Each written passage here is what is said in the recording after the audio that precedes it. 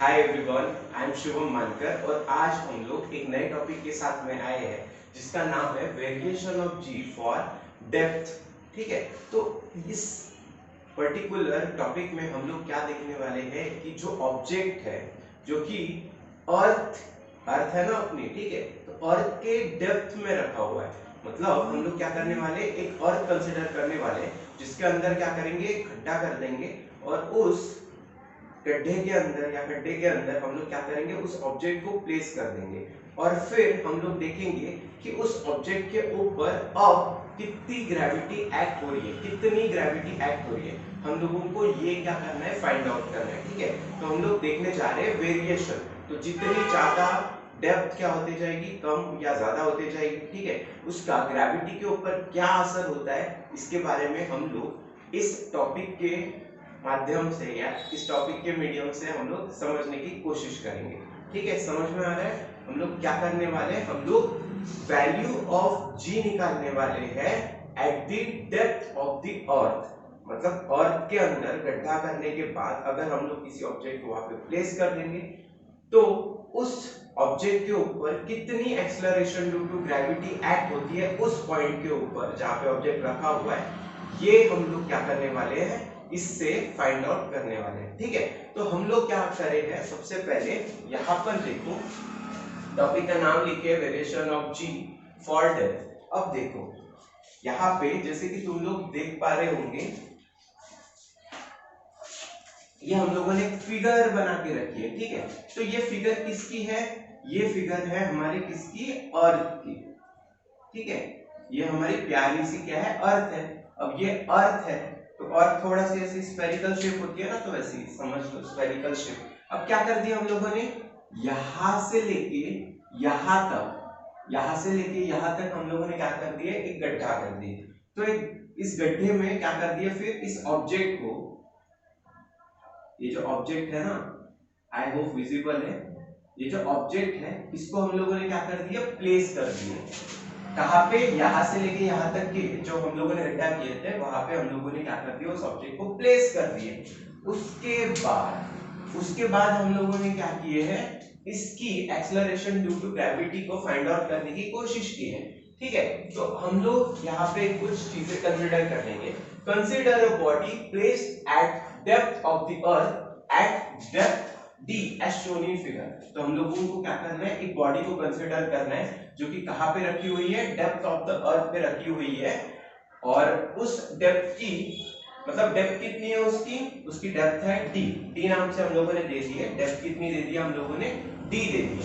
तो देखो एक चीज बताओ, अगर ये टोटल हमारा कौन है, आर, आर का मतलब क्या है, हमारा रेडियस ऑफ अर्थ होता है। कैपिटल आर को हम लोग क्या बोलते हैं, रेडियस ऑफ अर्थ ही बोलते हैं। और ये जो डी है ये क्या है, हमारी डेप्थ है, जो हम लोगों ने गड्ढा किया तो उसकी डेप्थ है।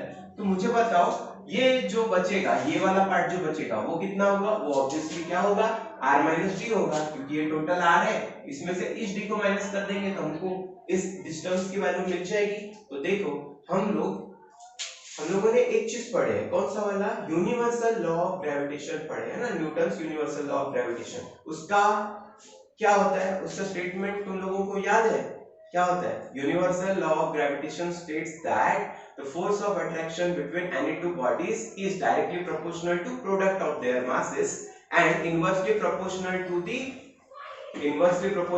the square of distance between them। ये होता है ना, तो वही चीज मैंने यहाँ पे लिखा हो, states that the force of attraction between two bodies is directly proportional to the product of their masses and inversely proportional to the square of distance between these bodies।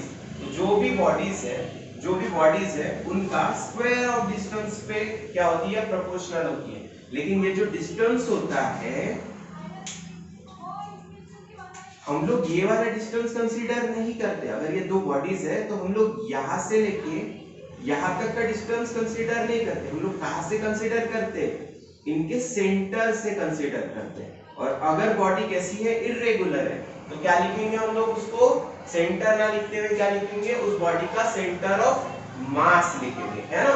तो यहाँ पे क्या आना चाहिए हमारा, between centre of masses of between centre of masses of these bodies, तो ये आना चाहिए। तो इसके बाद में देखिए, ये जो स्मॉल m है, स्मॉल m मतलब मास ऑफ कंसीडर्ड बॉडी, मतलब जो भी बॉडी हम लोगों ने लिए है ये वाली, ठीक है, इसका मास है, ठीक है। और ये कैपिटल M क्या है, मास ऑफ द अर्थ है। ये टोटल अर्थ का जितना मास है वो क्या है, हमारा कैपिटल M है। अब देखो, we know that the acceleration due to gravity is given as, जो हमारा जनरल फॉर्मूला होता है एक्सेलरेशन ड्यू टू ग्रेविटी का, वो क्या होता है, वो होता है g is equals to gm upon r का स्क्वायर होता है ना। तो अगर हम लोग इसकी बात करते हैं, किसी भी जनरल बॉडी की बात करते हैं, ठीक है, जो एक्ट कर रही है किसी और बॉडी के ऊपर फोर्स, उसकी, तो उस बॉडी के ऊपर जो acceleration due to gravity act होगी वो कितनी होगी, gm अपॉन r का स्क्वायर होगी, ठीक है। और ये r क्या है, distance between centre of mass of that two bodies, ठीक है। तो ये चीज होती है। मुझे एक चीज बताओ, अगर एट द सरफेस ऑफ अर्थ होता तो g कितना होता सरफेस ऑफ अर्थ पे, gm अपॉन r स्क्वायर होता, और ये r क्या है, r क्या है, रेडियस ऑफ अर्थ है ना। और सेम ही डिस्टेंस है ना, इसके सेंटर से उसके सेंटर का, तो ज्यादा डिफरेंस तो है नहीं, इसीलिए हम लोग क्या लिख दिए, इसको कैपिटल R लिख दिया। अगर ऑब्जेक्ट कहां पे प्लेस किया गया है, सरफेस ऑफ अर्थ के ऊपर प्लेस किया गया है, तो उन दोनों बॉडीज का डिस्टेंस किसके बराबर हो जाएगा, इस r के बराबर ही हो जाएगा, ठीक है। लेकिन so at the depth d the acceleration due to gravity will be, मगर जब हम लोग कहां पे प्लेस कर देंगे इस ऑब्जेक्ट को, डेप्थ d पे प्लेस कर देंगे, उस वक्त हमारी एक्सेलरेशन ड्यू टू ग्रेविटी जो आने वाली है वो क्या आएगी, gd is equals to gme r minus d का स्क्वायर। कितनी आने वाली है, gd is equals to gme r minus d का स्क्वायर, ठीक है। तो यहां पे देखो कुछ चेंजेस आ गए, g तो जैसे का वैसा है, g क्या हो गया, ये वाला g, ये बन गया हमारा gd। जब हम लोग कहां पे उतर गए, उस गड्ढे के अंदर उतर गए उस ऑब्जेक्ट को रखने के लिए, ठीक है।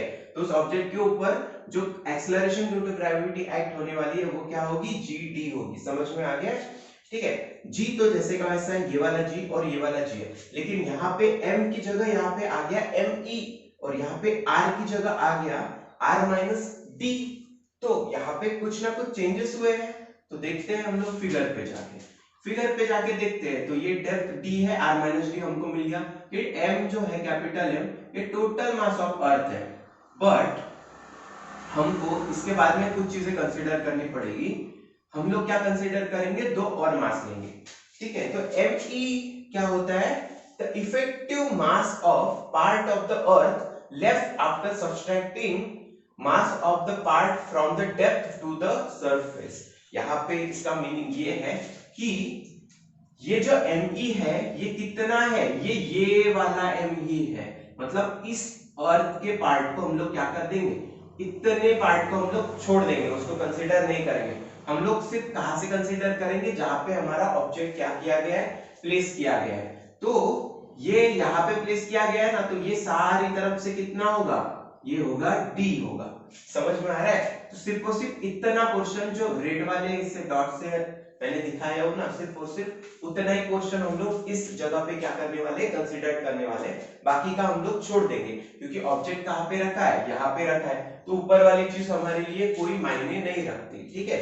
तो ये वाली अर्थ का पार्ट हमारे लिए क्या करता है, मायने रखता है, ठीक है। तो ये वाला पार्ट ही है, ये वाला पार्ट ही है जो क्या करने वाला है, उस ऑब्जेक्ट के ऊपर अपने acceleration due to gravity act करवाने वाला है, ठीक है। तो me का नाम ये मैंने लिख दिया हो, ठीक है। तो me कितना होगा, me होगा m माइनस md। इस पार्ट का जो भी मास होगा उसको अगर इस m से अगर माइनस कर दिए तो हमको me की वैल्यू मिल जाएगी, तो वही लिखा हूं मैंने, me is equals to m minus md लिखा हो, ठीक है। और md क्या होता है, mass of the part of the earth from depth to surface. Mass of the part of the earth from depth ये d है टू द सरफेस। तो वो जो पार्ट है, ठीक है, उसके मास को अगर हम लोग क्या कर दिए माइनस कर दिए किससे, टोटल मास ऑफ अर्थ से, तो हमारा क्या बच जाएगा यहाँ पे me बच जाएगा। और me क्या होता है, effective mass of the part of the earth left after subtracting mass of the part from the depth to the surface of earth, ठीक है। तो हमारा फाइनल एक्सप्रेशन क्या निकलता है, GD is equal to GME upon R minus D का square, ठीक है। लेकिन हम लोग क्या देखने वाले हैं, variation of G for depth देखने वाले हैं। तो हम लोग यहाँ पे क्या लिखेंगे, इस चीज को ऐसे लिखेंगे, the acceleration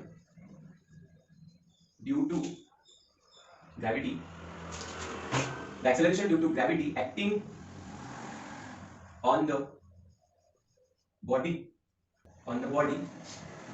decreases as the depth at which the body is placed increases। इसका मतलब क्या है, देखते हैं आगे। दो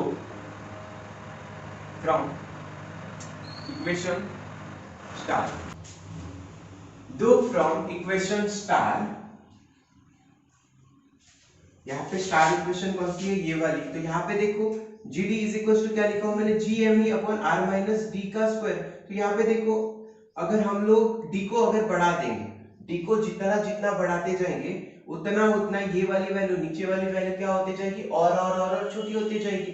D जितना बढ़ाएंगे उतनी जो इफेक्टिव वैल्यू होगी R माइनस D की वो क्या होती जाएगी, और कम होती जाएगी। उसके हिसाब से तो GD बढ़ना चाहिए, बट ऐसा हो रहा है क्या, नहीं हो रहा है। ऐसा क्यों नहीं हो रहा है, इसके पीछे का सबसे बड़ा रीजन क्या है, ये ME है। क्या है, ME। और ME क्या होता है हमारा, ये होता है ना, जिसका नाम यहाँ पे लिखा गया है। तो ME क्या है हमारा, ये वाले पार्ट का मास है। समझ में आ गया, क्योंकि हम लोग पूरे होल अर्थ के मास को कंसीडर नहीं कर रहे, हम लोग कितना पार्ट कंसीडर कर रहे हैं, ये, और ये वाला पार्ट तो क्या हो रहा है, माइनस हो रहा है ना। तो जो इफेक्टिव ग्रेविटी आती है, जो एक्ट होती है इस बॉडी के ऊपर, ठीक है, वो क्या आती है, कम आती है। भले ही दो from equation 1 as D increases R minus D decreases, ठीक है। जब D क्या हो जाएगा, इंक्रीज हो जाएगा, तो R माइनस D क्या हो जाएगा, डिक्रीज हो जाएगा, ठीक है। But as D increases the ME will also going to reduce, therefore the effective acceleration due to gravity acting on the body, therefore the effective acceleration due to gravity acting on the body placed at the depth of earth, depth of the earth decreases as depth D increases, at depth D increase, ठीक है। तो ये चीज हो गई, ये क्या होगा हमारा फाइनल स्टेटमेंट होगा कि the effective acceleration due to gravity acting on the body placed at the depth of the earth decreases at depth D increase. तो जितना जितना हमारा जो है वो D क्या होते जाएगा, बढ़ते जाएगा। D की वैल्यू जब जब बढ़ते जाएगी तो जो एक्सेलरेशन ड्यू टू ग्रेविटी है, जो कि एक्ट होने वाली उस बॉडी के ऊपर, जो कि कहां पे प्लेस किया गया है, एट डेप्थ D के ऊपर, तो उसकी जो वैल्यू क्या होती जाएगी, डिक्रीज होते जाएगी। जो effective acceleration due to gravity आएगी उसकी वैल्यू, ठीक है। तो ये चीज हम लोगों को मिल गया है, ठीक है। तो यही था आज के लिए। तो तुम लोग क्या करना, चैनल को सब्सक्राइब करना, लाइक करना, ठीक है, इस वीडियो को लाइक करना, कमेंट करना, शेयर करना, और हाँ अपने दोस्तों से भी कहना कि इस वीडियो को जरूर देखें, ठीक है। तो तब तक के लिए बाय। तो आते हैं हम लोग नेक्स्ट वीडियो में कोई नया सा अच्छा सा टॉपिक लेके। आई होप कि तुम लोगों को ये चीज समझ में आ गई होगी। ठीक है।